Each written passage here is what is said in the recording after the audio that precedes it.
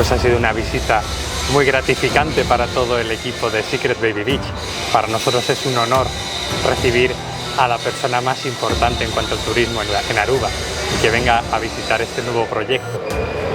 Estamos muy agradecidos por su espaldarazo a este proyecto y que le haya encantado este nuevo hotel.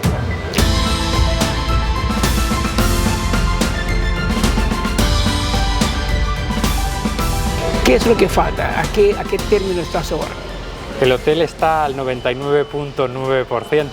Ya estamos con los últimos detalles de jardinería, terminando los últimos detallitos, y el día 5 de junio estaremos preparados para recibir a nuestros primeros huéspedes. ¿Cuántos cuartos tienen? Tenemos 304 cuartos actualmente en esta primera fase del proyecto. ¿Y al total va a tener 900? Cuando terminemos las 3 fases de que cuenta el proyecto, tendremos 900 habitaciones en este resort.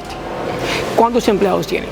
Actualmente tenemos 430 empleados contratados. Y lo que entendí es que la gran mayoría es de San Nicolás o vecindario.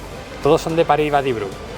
Prácticamente el 90% de nuestros empleados son de Sabaneta, Postchiquito, San Nicolás y todos los pueblos de la zona del hotel. Señor José María, ¿qué nos cuenta de la ocupación? Entonces el día 5 abres. ¿Qué son las expectativas? Bueno, nuestras expectativas es que durante el primer mes vamos a tener una ocupación contenida del 40%.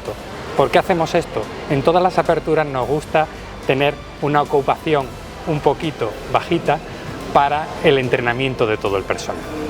Una vez que pasen las primeras 4 semanas, esa ocupación se irá incrementando hasta llegar al 100% de ocupación, que calculamos que sea entre finales de julio y agosto. En el término de Secrets, ¿dónde se posiciona Aruba? Para nosotros Aruba es ahora mismo un destino importantísimo para Secrets. El huésped Secrets es un huésped muy leal a la marca y nos hemos dado cuenta que los huéspedes que están eligiendo Secrets en Aruba van a ser la primera vez que visiten Aruba, con lo cual para nosotros Aruba es un destino fundamental.